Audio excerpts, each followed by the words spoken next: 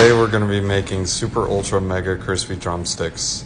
Before you cook the drumsticks, make sure you do a quality check. This one sounds right. To save some time and for extra crispiness and to feel like I did something, I'm going to go ahead and cut the chicken. Next you want to season your... Well, this seasoning's broken. I think we're going to have to make some. Black pepper, garlic powder, smoked paprika, ground ginger, some cereal salt, kosher salt, thyme, regatango, white pepper, cayenne pepper, curry for 3, mustardo. I don't have any basil, so I'm just going to use some of this stuff. Looks kind of interesting. Perfect. Mix it with a fork. Go ahead and add your chicken and dust them. I have to compete tomorrow, so the chicken I'm using doesn't have any steroids. Some chili lime sunscreen.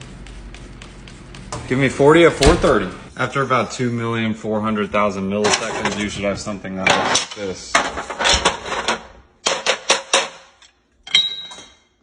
This guy got a little bit too close to the sun, but he's all good. Done. These things are super hot, so I'm just gonna let them cool down. Taste test.